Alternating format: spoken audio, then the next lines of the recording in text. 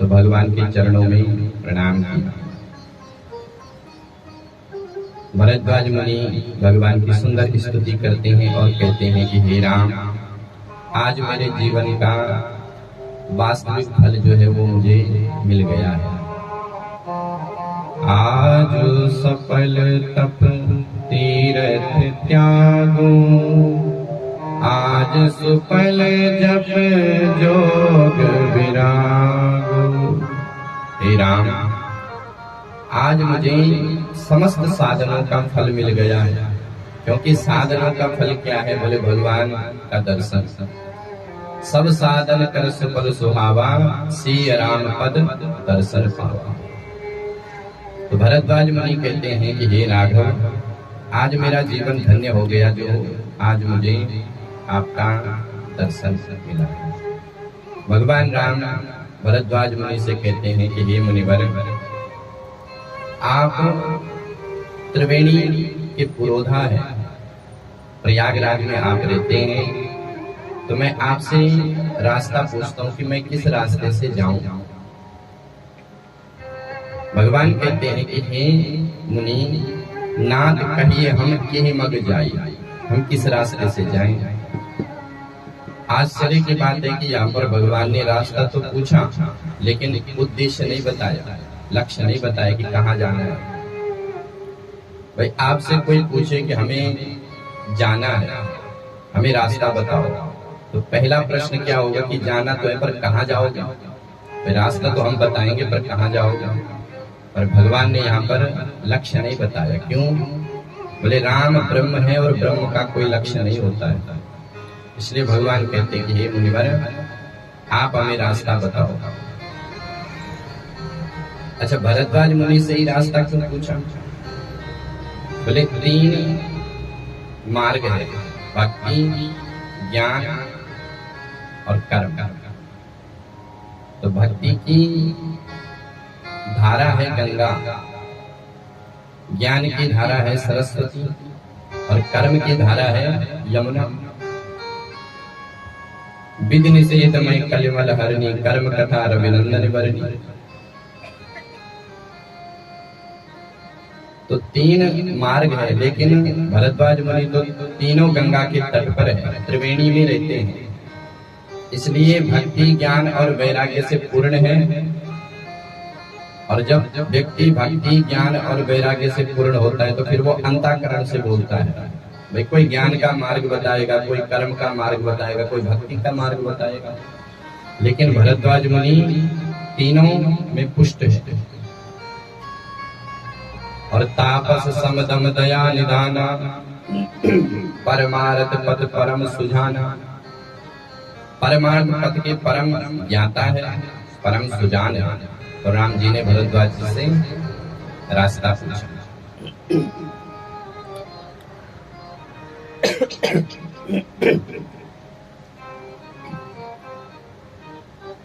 भरद्वाज मुनि राम जी से कहते हैं कि सरकार, आप जिस मार्ग से जाओ आपके लिए तो सारे मार्ग सुलभ हैं।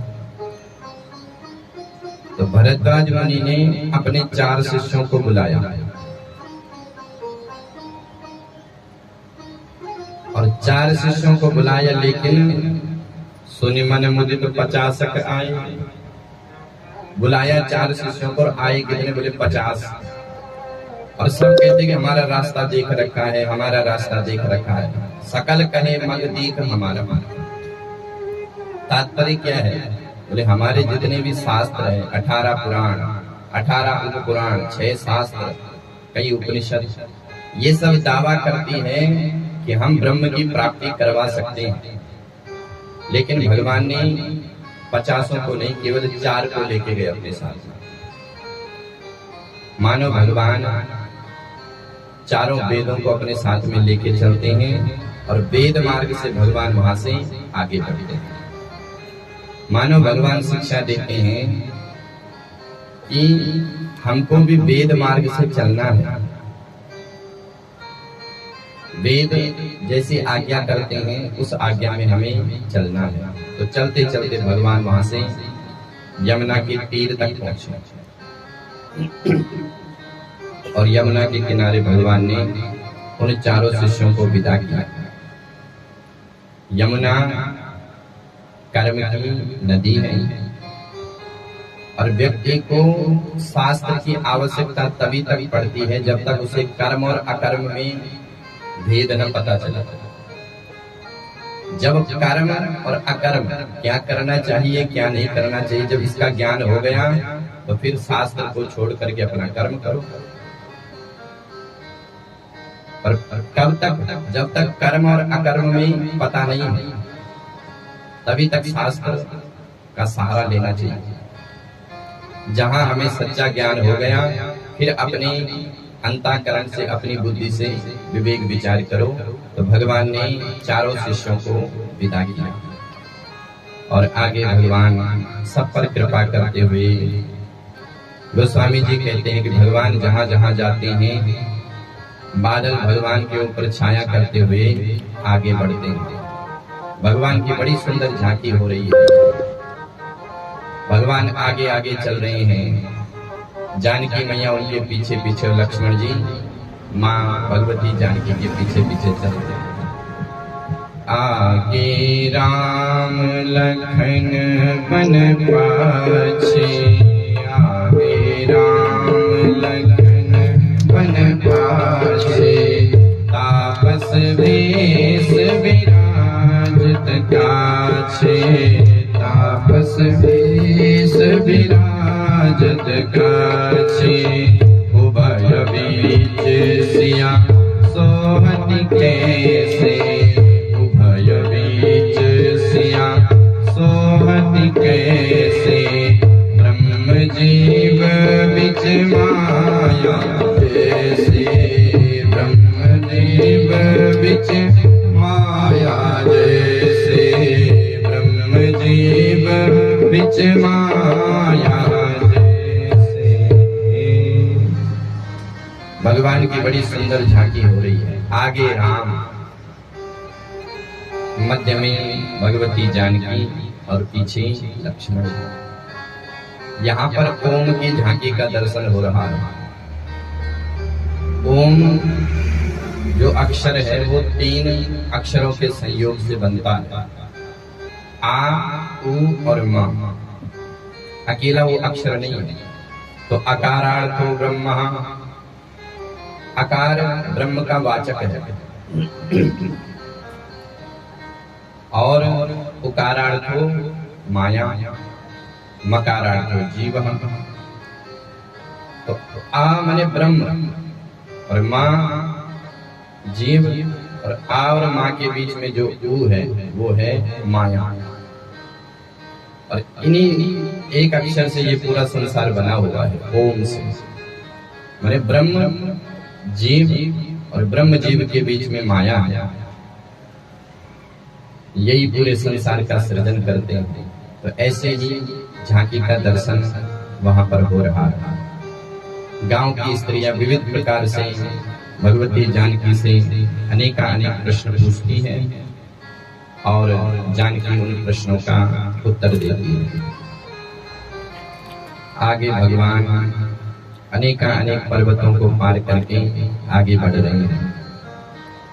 देखत बन सरसैल सुहावे, वाल्मीकि आश्रम प्रभु आए, वाल्मीकि आश्रम प्रभु आए। भगवान राम आगे चलते चलते वाल्मीकि जी के आश्रम में पहुंच रहे हैं। भगवान को वाल्मीकि जी ने देखा तो मन ही मन में वाल्मीकि जी ने भगवान को दंडवत प्रणाम किया और वाल्मीकि जी अति आनंद में प्रमुदित हो गए।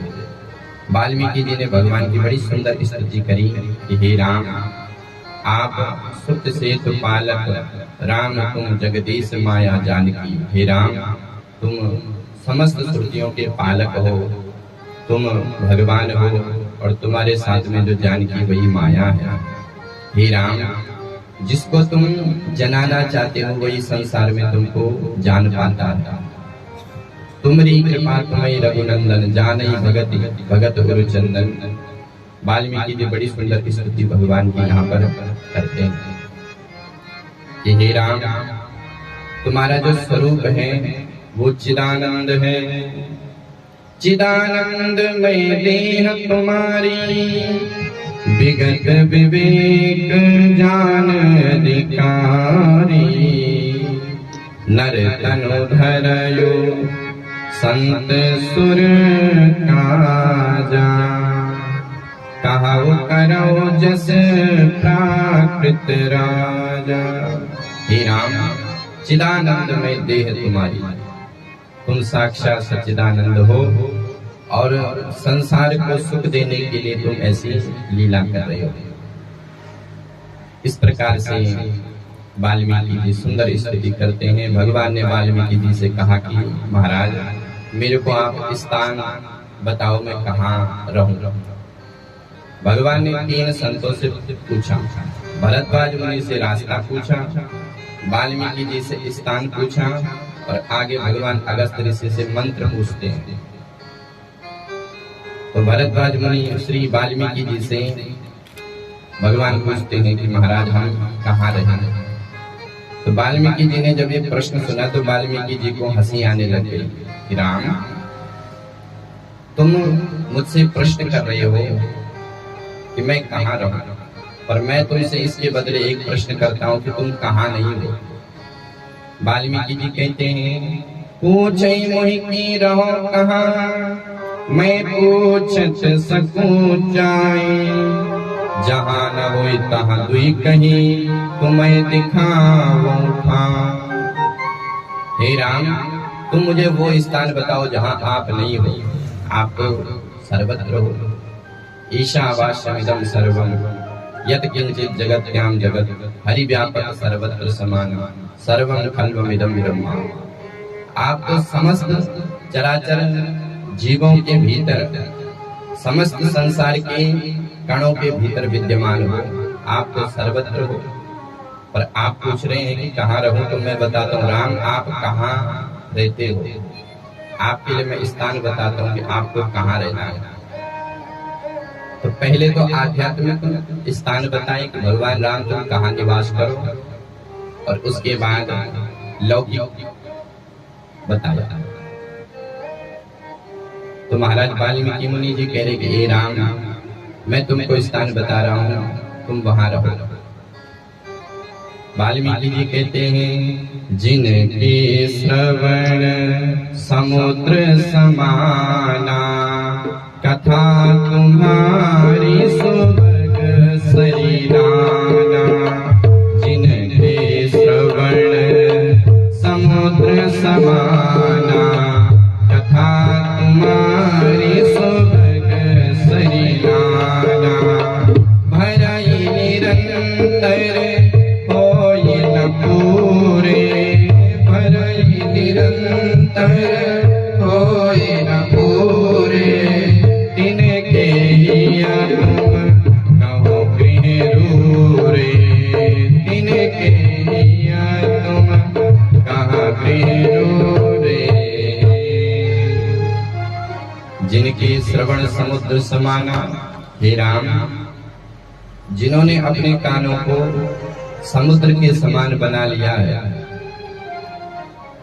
और जिस प्रकार से समुद्र में अनेक नदी नाले का जल भरता है लेकिन वो कभी तृप्त नहीं होता है, उसी प्रकार से जितने अपने कानों को समुद्र बना लिया है और आपकी सरिता रूपी कथा को निरंतर वो सुनता रहता है।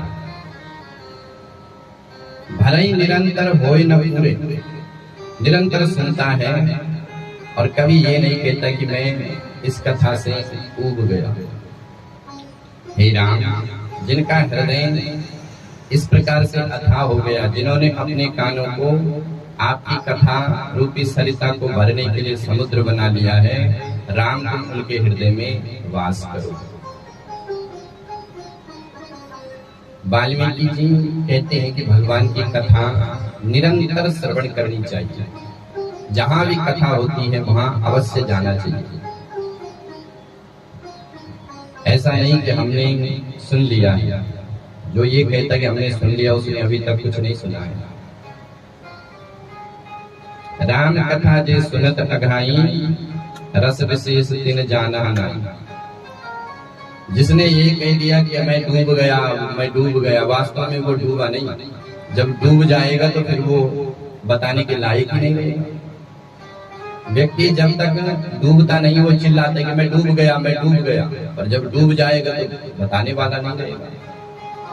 इसलिए व्यक्ति को भगवान की कथा हमेशा श्रवण करनी चाहिए, पर कभी उसका मन कथा से तृप्त न हो। पहला स्थान बताया। दूसरा स्थान बता रहे हैं, लोचन चातक जिन करि राखे, रहाई तरस जल धर अभिलाषे। हे राघव, आपके दर्शन के लिए जिनके नयन चातक के समान, जैसे चकोर चंद्रमा का दर्शन करता है, वैसे ही जो जीव आपके दर्शन के लिए लालायित होता है, उसके हृदय में तुम वास करो। यहाँ पर 14 स्थान गिनाए कि कहाँ कहाँ भगवान का वास है, लेकिन हम आपको पूरे नहीं बताएंगे। क्यों? क्योंकि हमें आज कथा की जो यात्रा है वो बहुत लंबी है। अनेक बताए कि हे राम, जो आपको तुम्हें निवेदित भोजन करई, प्रभु प्रसाद पट भूषण धरई। जो आपको भोग करके उस भोग को प्रसाद पाता है, तुम उनके हृदय में वास करो। जिनके कपट दंभ नहीं माया, तिनके हृदय बसो रघुराया। हे रघुनाथ, जिनके हृदय में कपट नहीं होता है, जिनका मन निर्मल होता है, उनके मन में तुम वास करो। जो निरंतर आपके मंत्र राज का जाप करते हैं, राम नाम का जाप करते हैं, उनके हृदय में तुम वास करो। और अंत में कहा, जाहि न चाहि कबहु कछु, तुम सन सहज स्नेहो। बसहु निरंतरता सुमन, सो राहुर निज गेहो। हे राघव, जाहि न चाहिए कबहु कुछ, जो बिना मांगे आपकी भक्ति करता है, जिनकी हृदय रूपी कामना का कांटा टूट गया है, जिसको कभी आपसे कुछ नहीं चाहिए, बस आपसे सहज प्रेम करता है, राम आप उसके हृदय में वास करो। वास्तव में भगवान से सच्ची प्रीति तब होती है जब भगवान से हमें कोई मांग ना हो। अगर हम भगवान से इसलिए प्रेम करते हैं कि भगवान हमको देते हैं, तो ये तो एक व्यापारी सा काम हो गया। व्यापारी कम की वस्तु लेकर के आता है और ज्यादा में उसको बेचता है। तो हम भगवान के मंदिर में जाएं तो भगवान से कभी कुछ न मांगे, बस परमात्मा से यही प्रार्थना करें कि जो मेरे हित में हो प्रभु वही मुझे देना। तो भगवान से जो कभी कुछ मांगता नहीं है और जो बिना मांगे भगवान से अत्यंत प्रेम करता है, उसी के हृदय में राम वास करो। हम लोगों की स्थिति बिल्कुल उल्टी है। हम भगवान के मंदिर में जाएंगे 60 रुपए का नारियल चढ़ाने के लिए और 60 लाख रुपए का पैकेज मांगेंगे। ये सरकार बहुत मंदा चल रहा है, और अगर काम बन गया तो ठीक, नहीं तो काई का नारियल। फिर मन में सोचेंगे कि 60 रुपए की सब्जी लेके आते हैं। तो भगवान से सहज प्रेम होना चाहिए। परमात्मा ने क्या हमको कम दे रखा है क्या? ये मनुष्य शरीर दिया है। इस मनुष्य शरीर में इतना सुंदर वातावरण, भगवान की कथा, रहने के लिए छत्र, खाने के लिए अन्न, सब कुछ दिया तो है।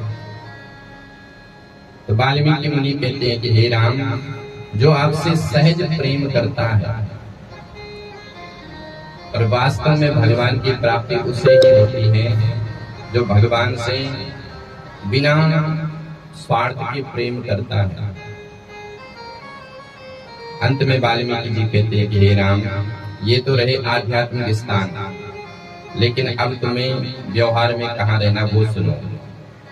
वाल्मीकि जी कहते हैं, चित्रकूट गिरि करहु निवासो, चित्रकूट गिरि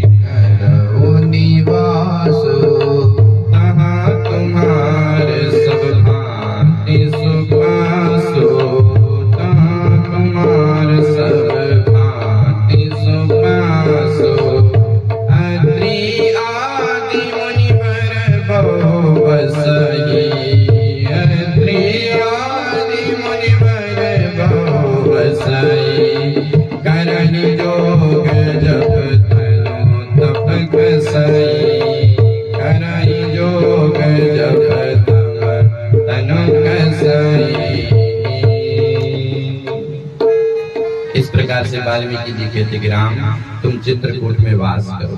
भगवान राम वहां से वाल्मीकि मुनि को प्रणाम किया और भगवान राम आगे चल रहे हैं। भगवान राम अनेक पर्वतों को पार करते हुए चित्रकूट में आए और जैसे राम चित्रकूट में आए तो अनेक मुनि संत सभी जो है भगवान से मिलने के लिए दौड़ पड़े। सिया सौमित्र राम छवि देखें, साधन सकल सफल कर लेखें। आज उन ऋषियों की साधना सफल हो गई। समस्त ऋषि मुनि अपने मन को भगवान के चरणों में निवेदित करते हैं और सभी भगवान से प्रार्थना करते हैं।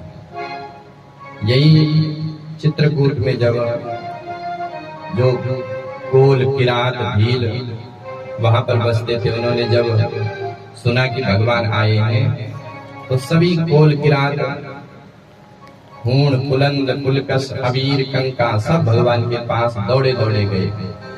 जो चित्रकूट के आदिवासी थे, जंगलों में रहने वाले थे, वो सब भगवान के पास गए और कहते हैं कि हे ठाकुर, आज हम धन्य हो गए, हमारा परिवार आज धन्य हो गया जो इन नयनों ने आपका दर्शन किया। आदिवासी कहते हैं कि राम आप बिल्कुल भी चिंता मत करना, हम आपकी पूरी सेवा करेंगे, आपके लिए कंदमूल फल लेकर के आएंगे, आपको जिस वस्तु की भी जरूरत होगी हम आपको सब देंगे। हमको इस जंगल का पूरा पता है, आप बिल्कुल भी चिंता मत करना। गोस्वामी तुलसीदास जी कहते हैं कि जब वो किरात भील आदिवासी भगवान से बात करते तो भगवान उनके वचनों को ऐसे सुनते हैं जैसे बालकों की बातों को माता पिता प्रसन्नता से सुनते हो। वेद वचन मुनि मन अगम ते प्रभु करुणाईन, वचन किरातन के सुनत जिम पितु बालक बेन।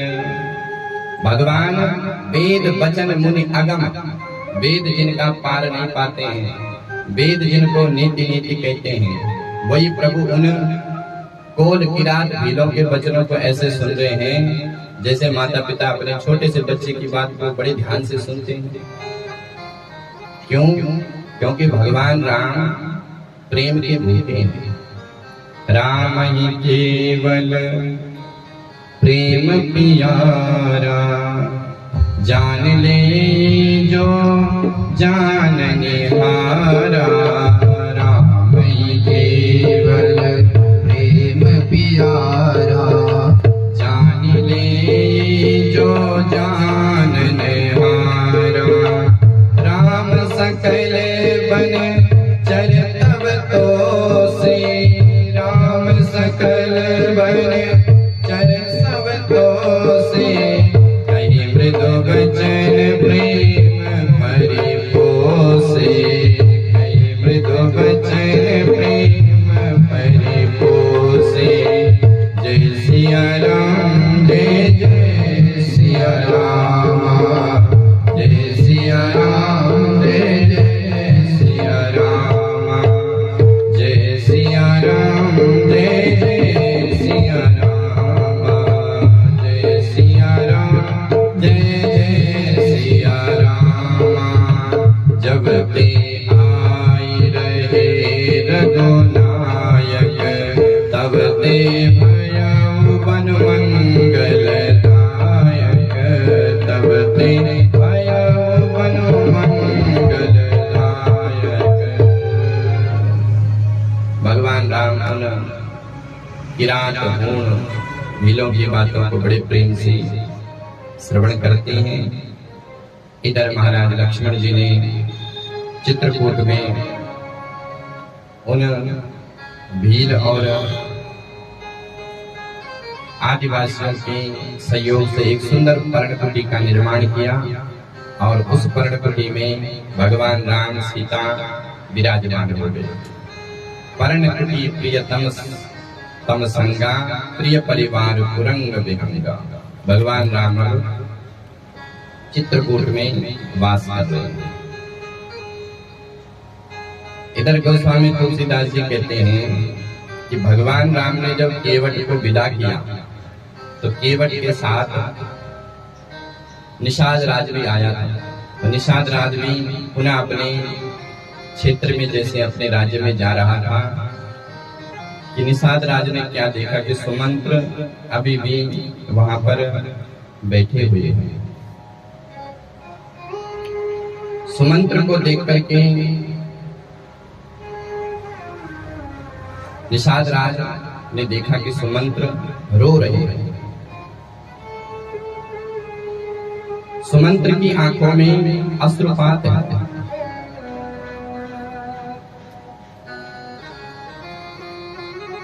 राम जी को जिन घोड़ों ने वहां तक छोड़ा है वो घोड़े दक्षिण दिशा की ओर हिना रहे हैं। देखी दक्षिण दिशा हाय हाय नाई, घोड़े रो रहे हैं। जो निषाद राज ने सुमंत्र की ये स्थिति देखी तो निषाद राज ने सुमंत्र को समझाया कि महाराज आप महामंत्री हैं, बड़े ज्ञानी हैं, आप ज्ञान और वैराग्य से काम दो। आप अयोध्या जाओ और अयोध्या में सभी को समझाओ, सभी को आश्वासन दो। तो निषाद राज ने यहाँ पर सुमंत्र को अपने 4 सेवक दिए। उन सेवकों को साथ में लेकर के सुमंत्र जी अयोध्या की ओर आ रहे हैं और रास्ते में सोच रहे हैं कि मैं जब अयोध्या जाऊंगा और मेरे से जब कौशल्या मैया पूछेगी कि मेरा राम कहाँ है तो मैं क्या जवाब दूंगी। कौशल्या मैया जब गाय के समान अपने बछड़े को मिलने के लिए आएगी तो मैं क्या जवाब दूंगा। सुमित्रा मेरे से पूछेगी, महाराज दशरथ जब मेरे से पूछेंगे तो मैं क्या जवाब दूंगा। सुमंत्र जी की स्थिति ऐसे है जैसे मान लो किसी दरिद्र की सारी संपत्ति का हरण हो गया हो, जैसे किसी विवेकी ब्राह्मण को किसी ने मदिरा पिला दी। इतने पश्चाताप में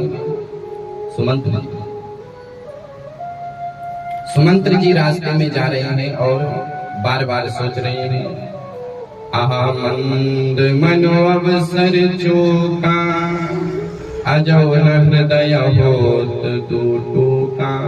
आहा मंद अवसर चूका।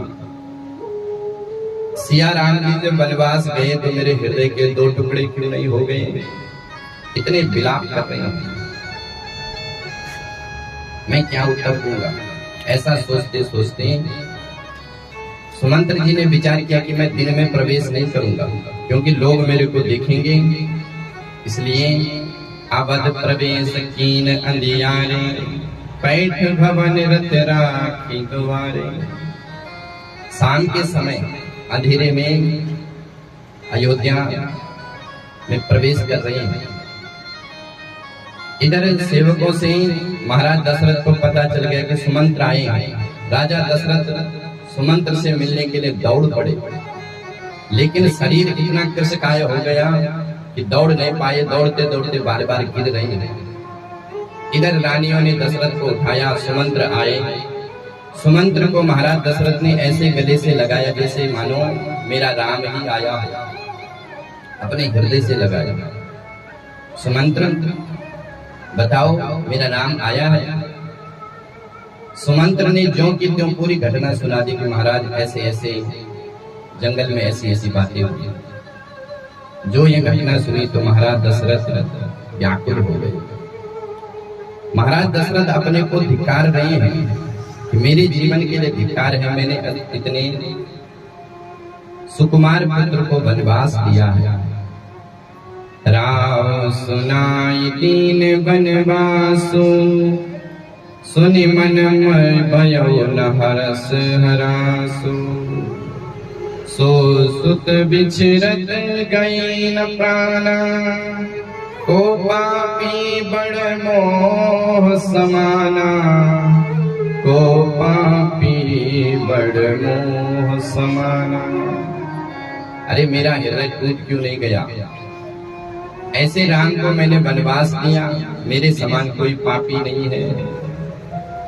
दशरथ जी बार बार अपने को धिक्कार रहे हैं, सुमंत्र जी बार बार समझा रहे हैं कि महाराज संभालिए अपने आप को, आप ही अब इस अयोध्या को संभालने वाले हैं। कौशल्या जी भी बार बार महाराज दशरथ को समझा रही है। कौशल्या जी को बड़ा कष्ट हो रहा है। कौशल्या जी कहती है कि महाराज राम रूपी ग्रह में सारी अयोध्या डूब रही है और आप ही इस अवध के कर्णधार हो। कर्णधार तुम अवध जहाजो। कौशल्या बार बार समझा रही है। कौशल्या को एक आभास हो गया। कौशल्या मन में सोचती है कि मुझे लगता है कि अब सूर्य वंश का सूर्य अस्त होने वाला है, क्योंकि जब कोई व्यक्ति मरता है तो उससे पहले कुछ आभास हो जाता है, कुछ पता चल जाता है। तो कौशल्या समझ गई। कौशल्या बार बार महाराज को समझाती है कि महाराज आप धैर्य धारण करो, आप इस अयोध्या के कर्णधार हो और आपको अगर कुछ हो गया तो पूरी अयोध्या डूब जाएगी। दोनों रानी खड़ी है। महाराज सुमंत्र अपने ज्ञान से समझाने का प्रयास कर रहे हैं। थोड़ी देर में महाराज दशरथ को नींद आती है। नींद आने के बाद एकदम से दशरथ की नींद एकदम से खुल जाती है। दशरथ जी एकदम से चौंक गए। महारानी कौशल्या ने कहा महाराज क्या हुआ? तो दशरथ जी कहते हैं कि महारानी मैंने एक स्वप्न देखा है। तापस अंध साप सुधि आई, कौशल्य ही सब कथा सुनाई। महारानी मैं जब जवान था तो मेरे को शिकार का बड़ा शौक था। एक बार मैं शिकार खेलने के लिए जंगल गया। मैंने सोचा कि कोई मृग पानी पी रहा है, लेकिन एक अंधे माता पिता के पुत्र श्रवण कुमार को मैंने मृग मान करके बाण मारा और उनके माता पिता, अंधे माता पिता ने मेरे को श्राप दिया। आज मेरे कानों में चारों तरफ से महल से आवाज आ रही है कि दशरथ जैसे हम अपने पुत्र के विरह में मर रहे हैं वैसे तुम्हें भी मरना पड़ेगा।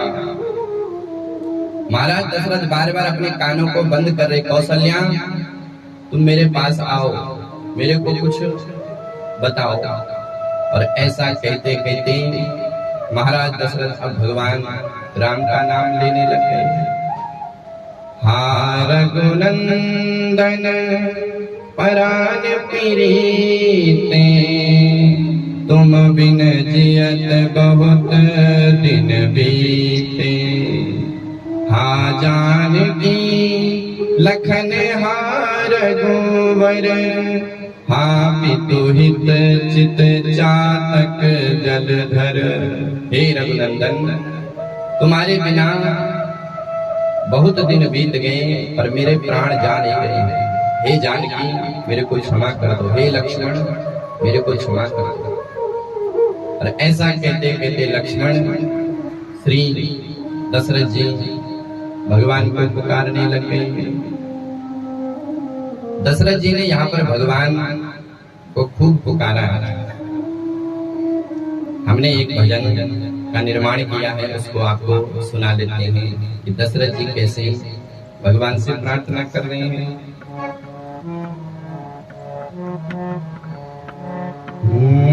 जब राम ही न आए आराम फिर कहाँ है। जब राम ही न आए आराम फिर कहाँ है।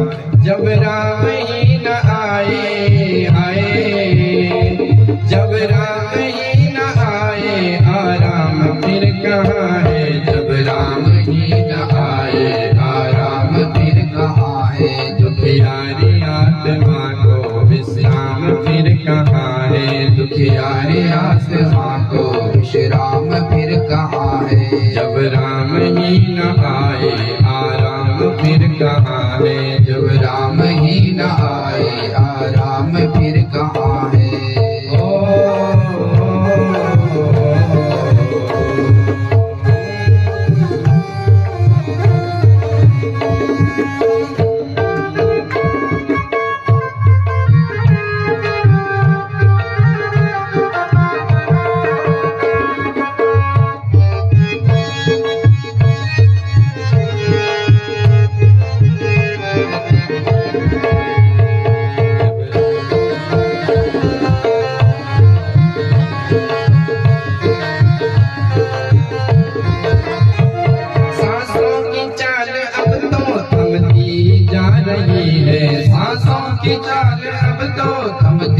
जा रही है। दशरथ की जान तन में घुटती जा रही है। दशरथ की जान तन में घुटती ही जा रही है। संताप खो चुके हैं और पाप सब बया है। संताप खो चुके हैं और पाप सब बया है। संताप खो चुके हैं और पाप सब बया है। संताप खो चुके और पाप सब बया है।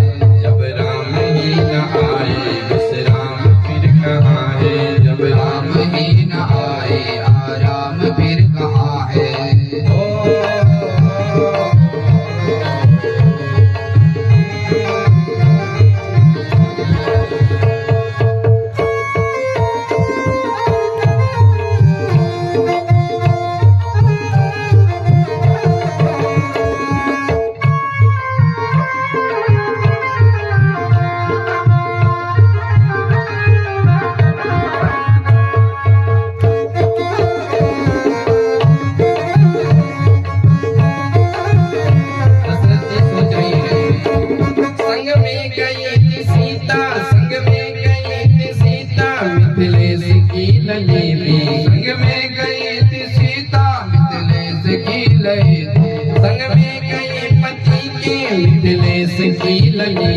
संग में गई पति की मिथिलेश की लली थी। व्याकुल सी कर रही है मेरे मन की ये कली भी। व्याकुल सी कर रही है मेरे मन की ये कली। इतना हूँ मैं अधर्मी मन में लगी बयान। इतना हूँ मैं अधर्मी मन में लगी बयान। जब राम ही न आए आराम फिर कहाँ है। जब राम ही न आए आराम फिर कहाँ है।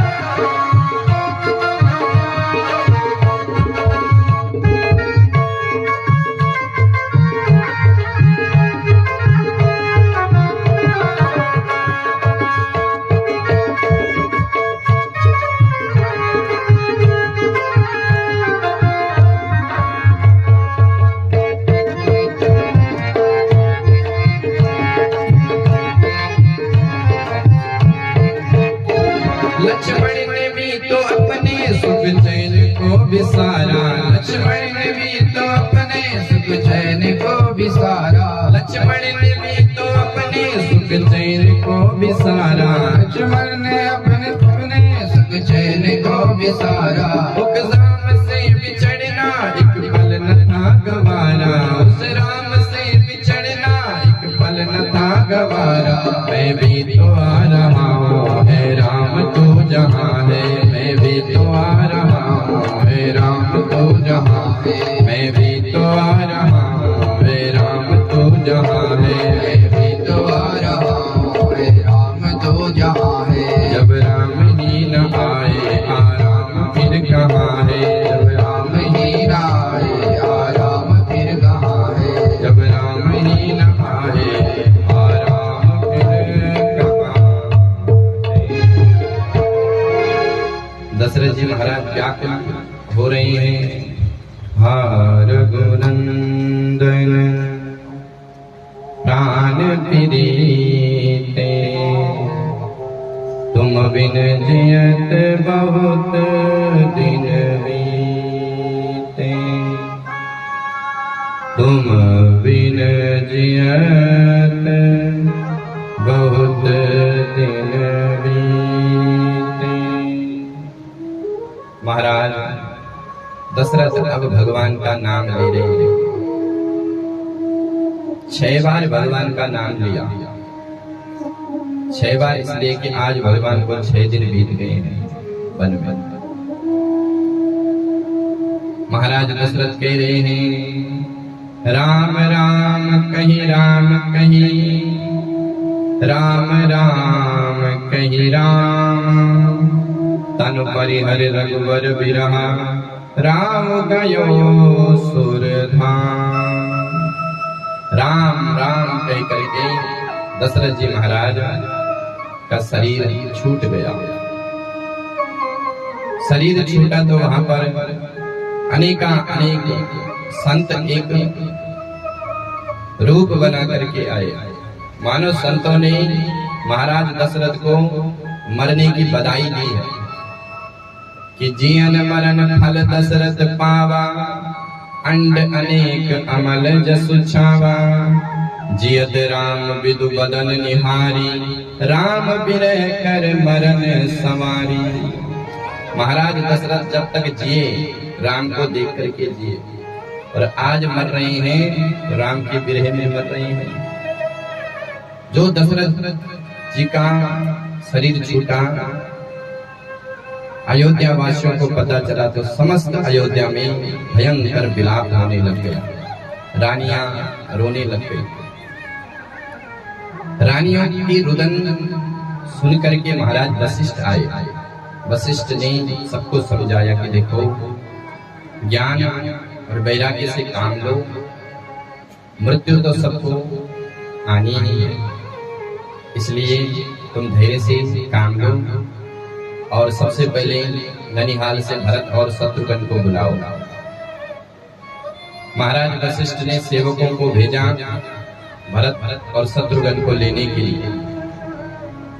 कौशल्या ने तब तक उन सेवकों से कहा कि देखो, महाराज की मृत्यु का समय उनको मत बताना। इधर ननिहाल में भरत जी को रात्रि में अनेक स्वप्न होते हैं, अपशकुन होते हैं। उन अपशकुनों की बात भरत जी शत्रुघ्न से कहते हैं। आज प्रातः काल भरत जी जगे, इतने में सेवकों ने आदेश दिया कि महाराज, अयोध्या से कोई दूत आया है और आपको वो दूत कोई संदेश दे रहा है। भरत जी को बड़ा आश्चर्य हुआ। भरत जी ने उस दूत को बुलाया। दूत ने हाथ में वो चिट्ठी पकड़ाई, पर उसमें केवल इतना लिखा था कि गुरुजी ने बुलाया है। हस्ताक्षर केवल गुरुजी के थे। भरत जी ने दूत से पूछा कि बात क्या है। दूत ने भी बिल्कुल मुख मोड़ लिया। भरत जी ने तुरंत अश्व मंगाए। उन घोड़ों में भरत शत्रुघ्न बैठे और अयोध्या के लिए प्रस्थान करते हैं। आज अयोध्या का जो स्वरूप है वो बिल्कुल अलग है। सरयू मैया का दर्शन किया तो सरयू मैया आज शांत है। अयोध्या के जितने भी चौराहे गलियां हैं, उन चौराहों पर कोई भी खड़ा नहीं, गिने चुने लोग दिख रहे हैं। और वो लोग दूर से ही प्रणाम कर रहे हैं और भरत जी को देख करके बार बार मुख मोड़ रहे हैं। भरत जी को लगा कि बात तो कुछ है। अयोध्या की वो बड़ी बड़ी अट्टालिकाएं भरत जी को काटने के लिए दौड़ रही है। मानो ऐसा लग रहा है जैसे अयोध्या आज मसान बन गई है।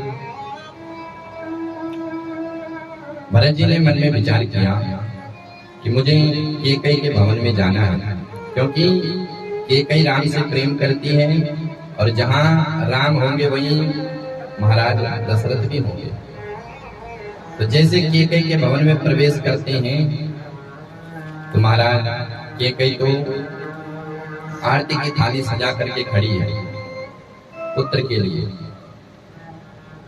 देखो, अभी अभी पति की मृत्यु हुई है,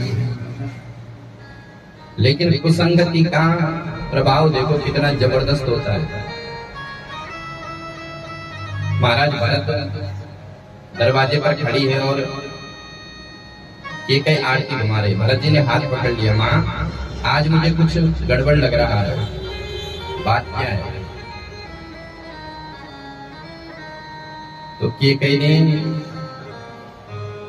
उसी समय कह दिया कि तात बात में सकल सवारी, भय मंत्रा सहाय विचारी। हे बेटा, मैंने सभी बात बना ली थी, लेकिन कछुक काज विधि बीच बिगाड़्यो, भूपति सुरपति पुरपग धार्यो। मैंने सारी बात को बना लिया था, लेकिन कुछ बातें जो है वो विधाता ने बिगाड़ दी। तुम्हारे पिताजी स्वर्ग लोक को चले गए। भरत जी ने जब ये सुना तो भरत जी को एकदम से धक्का सा लगा। भरत जी धरती पर गिर पड़े। भरत जी ने मन में विचार किया कि हे पिताजी, तुम मेरे को छोड़ करके ऐसे ही चले गए। कम से कम मेरा हाथ मेरे राम जी के हाथ में तो सौंपते। चलत न देखन पायो कोई, तात न राम सौंपे मोही। मैं कितना अभागा हूं कि मैंने अपने आंखों से अंतिम समय में अपने पिता का दर्शन भी नहीं किया। अब भरत जी ने जब सुना कि माता ने कहा कि कछुक काज, मैंने एक काम बनाया था, तो भरत जी विचार करते हैं कि पूछूं तो सही कि कौन सा काम बना, जिस काम में जो है पिता की मृत्यु हो गई। तो पूछा कि माँ कौन सी बात है, तो कैकेयी ने सब बता दिया, आद्योदय सब अपनी करनी सब बताया। जो भरत जी ने सुना कि भगवान को वनवास हो गया, तो भरत जी को ऐसा लगा जैसे किसी ने तलवार तो मारी हो लेकिन दर्द नहीं हुआ। जब किसी को चोट लगती तो एकदम दर्द नहीं होता है, कुछ देर बाद दर्द होता है। राम जी एकदम स्तब्ध हो गए, कुछ कह नहीं पाए। थोड़ी देर बाद भरत जी को होश आया और भरत जी ने हाय हाय करते हुए कैकेयी को खूब फटकार लगाई कि हे पापनी, हे कुलघातिनी, मैं कितना अभागा हूं जो मेरा जन्म तेरी कोख से हुआ है। अरे बर मांगते समय तेरी जुआ में कीड़े नहीं पड़ गए, तेरा शरीर गल नहीं गया तो तूने ऐसा कठोर वर मांगा। बार बार भरत जी कैकेयी को खूब फटकार लगाते हैं और अंत में भरत जी जब बहुत बोल देते हैं तो अंत में भरत जी कहते हैं कि दोष तुम्हारा नहीं है, दोष तो सारा मेरा ही है। राम विरोधी हृदय ते प्रकट कीन विदे मोहे, मोह समान को पात की बाद कहो कछु सोई। मेरे समान कौन पापी है जो मेरा जन्म राम विरोधी के हृदय से हुआ है। अरे कैकेयी, तूने जब मेरे को जन्म दिया था तो उसी समय मेरा गला घोट देती, कम से कम ये दिन तो मुझे ना देखना पड़ता। भरत जी ने कैकेयी को खूब खरी खोटी सुनाई। इधर रास्ते में भगवान महाराज भरत जी ने विचार किया कि चलो मुझे सुमित्रा के पास जाना है, कौशल्या के पास जाना है। तो जैसे कौशल्या के पास जा रहे थे तो रास्ते में कुबड़ी मिल गई, खूब श्रृंगार करते हुए घूम रही थी। शत्रुघ्न जी ने जो देखा तो शत्रुघ्न ने सबसे पहले कुबड़ी की चोटी पकड़ ली और होमा की लात ताकि कुबर मारा। एक लात जो है सबसे पहले कुबड़ पर मार दिया। कुबर टूटो फूट कपार, दलित दसन मुख रुधिर प्रचार। जब कुबड़ी पर खूब मार पड़ी तो भरत जी ने समझाया कि शत्रुघ्न, इसको मारने से कोई फायदा नहीं है। भरत जी तुरंत कौशल्या माँ के पास गए। कौशल्या माँ ने भरत जी को अपने हृदय से लगा लिया। भरत जी ने कहा कि माँ, मुझे सारी घटना का पता चल गया है, लेकिन माँ मेरा इसमें कोई हाथ नहीं है।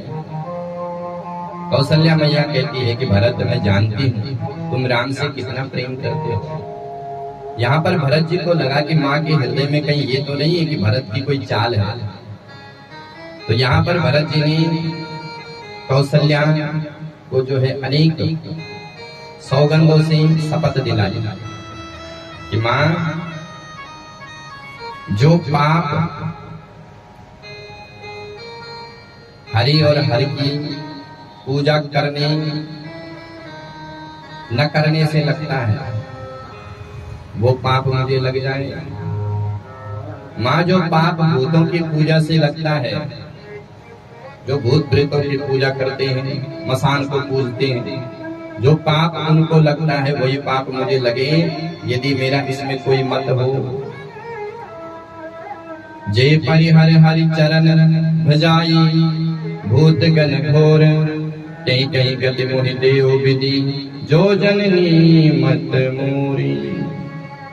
हे माता, जो श्रुति पंथ का त्याग करते हैं, वेद मार्ग का त्याग करते हैं, अपने सनातन धर्म को छोड़ते हैं, और जो संत महात्माओं ब्राह्मणों का आदर नहीं करते हैं, माँ जो पाप उनको लगता है वही पाप मुझे लगे, जिसमें अगर मेरी सम्मत इसमें होती।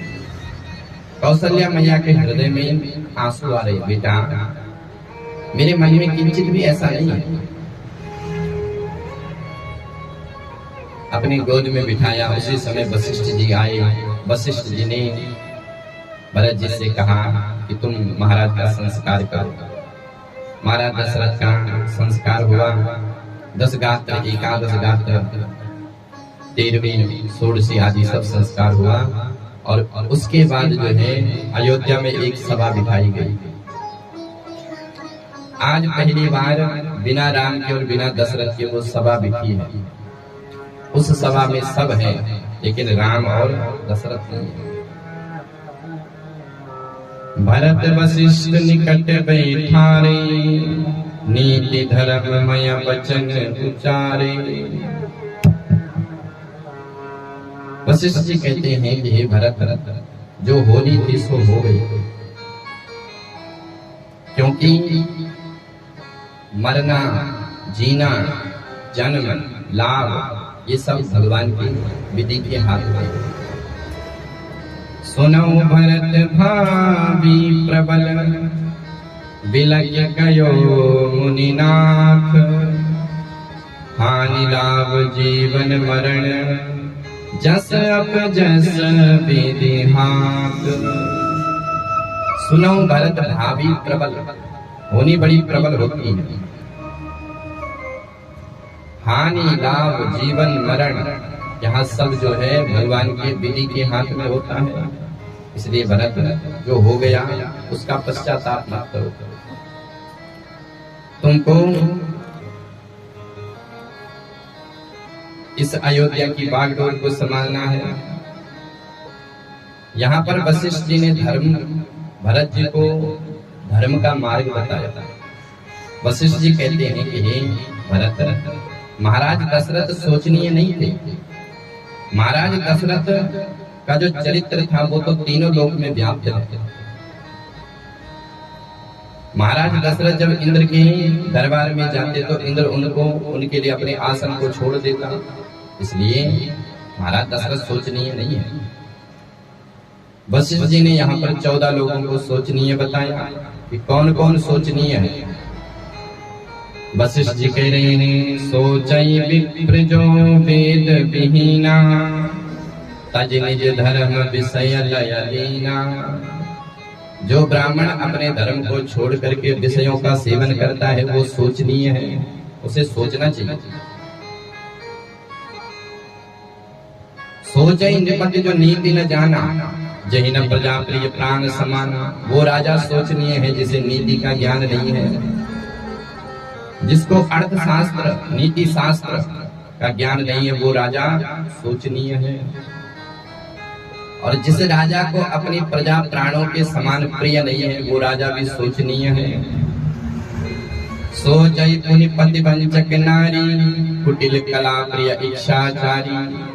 वशिष्ठ जी कहते हैं कि वो नारी सोचनीय है जो अपने पति के साथ कुटिल व्यवहार करती है, जो कपट करती है। सोचहि गृह जो मोह बस, करई कर्म पद त्याग। सोचहि जति प्रपंच रत, विगत विवेक विराग। वो गृहस्थ सोचनीय है जो अपने मोह के कारण अपने मार्ग का त्याग करता है। सोचहि गृह जो मोह बस, करई पंथ परित्याग।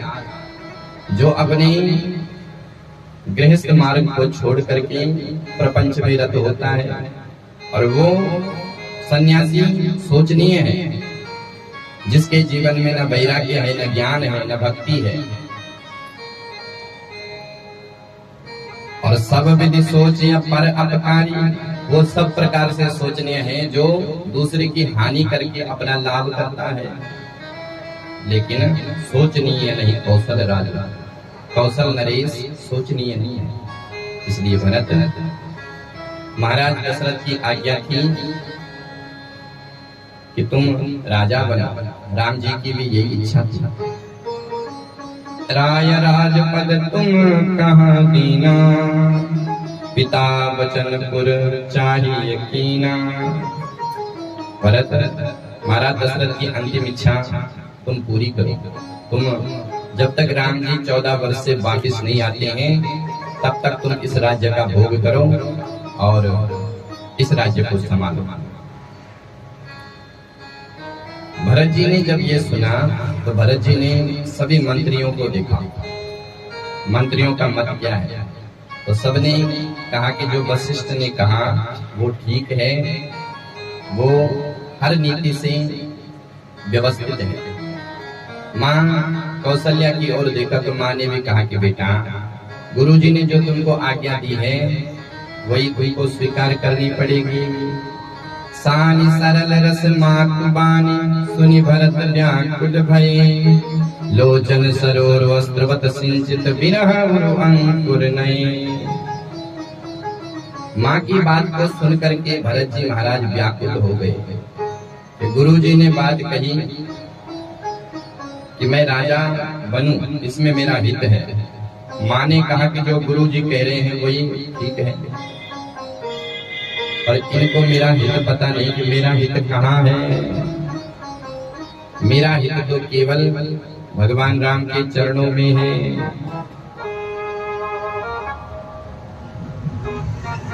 कौशल धीर धर जो कही, सो सब विधि तुम सन भल मानही। व्याकुल हो गए भरत जी। भरत जी कहते हैं कि सबने मेरे को उपदेश दिया है, हित की बात करी है, लेकिन आप लोग मेरा हित भगवान के ही प्रेम में जानो। हित हमार रघुपति सेवकाई, भगवान की सेवा करने में ही मेरा हित है।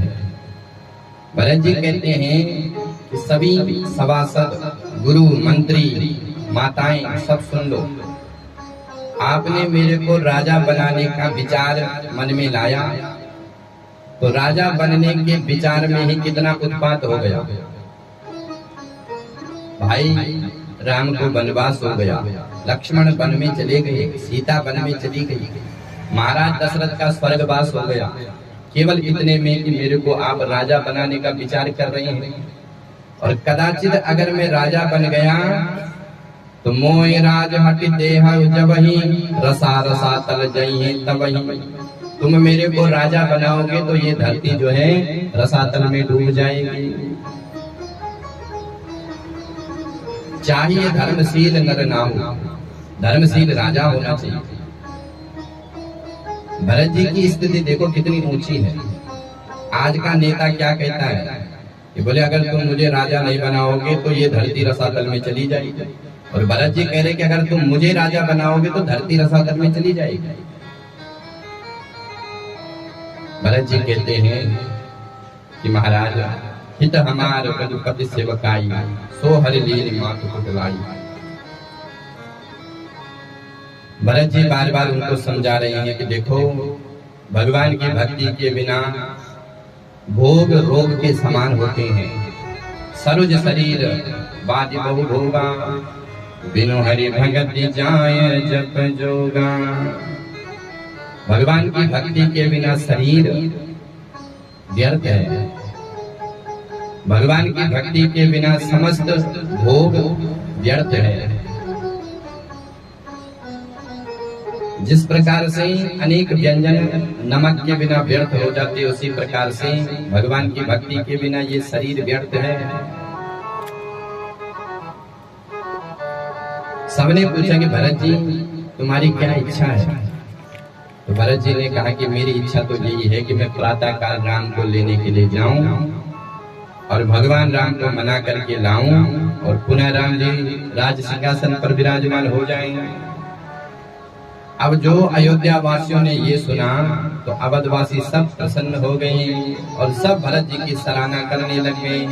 भरत ही कहाई सरा सराही, भरत ही कराई सरा सराही, राम प्रेम मूर्ति तनु आई, राम प्रेम मूर्ति आई, तात भरत यस काहि न कहो, तात भरत यस काहि न कहो, प्राण समान राम प्रिया हो, राम समान राम प्रिया हो, भरत ही कराई सरा सराही, भरत ही कराई सरा सराही। सब भरत की सराहना करने लगे। अयोध्या वासियों को जो शंका हो रही थी कि कहीं भरत की ये चाल तो नहीं, उनका सब संशय दूर हो गया और अब सब भरत पर प्रेम करने लग गए। सभी कहते हैं कि भरत जी हम भी आपके साथ चलेंगे। सब तैयार हो गए। सब कहने लगे कि धनम धन्य भरत जीवन जग माही, सील स्नेह सराट जाई। अब सब प्रातः काल जो है भगवान से मिलने के लिए तैयार हो रहे हैं। सभी छोटे छोटे बच्चे सब तैयार हो रहे हैं। अब घर में है 5 लोग, तो 5 में से 4 लोग तो तैयार हो गए भगवान को मिलने के लिए और एक व्यक्ति घर में छोड़ दिया। तो जो व्यक्ति घर में रह गया वो कहता है कि जर्यो सो संपत्ति सदन सुख, ये संपत्ति जल क्यों नहीं गई, ये मेरा घर मकान सब फूक क्यों नहीं गया, आज मुझे राम का दर्शन नहीं होगा। जरो संपत्ति सदन सुख, सुहृद मातु पितु भाई, सन्मुख होत जो राम पद, करे न सहस सहाय। ये लोग सोच रहे हैं, लेकिन भरत जी की सोच क्या है? भरत जी सोचते हैं कि भैया ये संपत्ति मेरी नहीं है। अगर संपत्ति मेरी होती तो फिर चाहे जल जाती, लेकिन संपत्ति सब रघुपति के आही, जो बिन जतन चलो तजताही। ये संपत्ति रघुनाथ की है और मुझे इस संपत्ति का खूब सम्मान करना है, इसकी रक्षा करनी है। उसी प्रकार से हम लोगों को जो भगवान ने संपत्ति दी है, वो संपत्ति अपनी मान करके मत मानो, उस संपत्ति को भगवान की मान करके उसकी रक्षा करो। आपको भगवान ने पुत्र दिए हैं, धन संपत्ति दी है,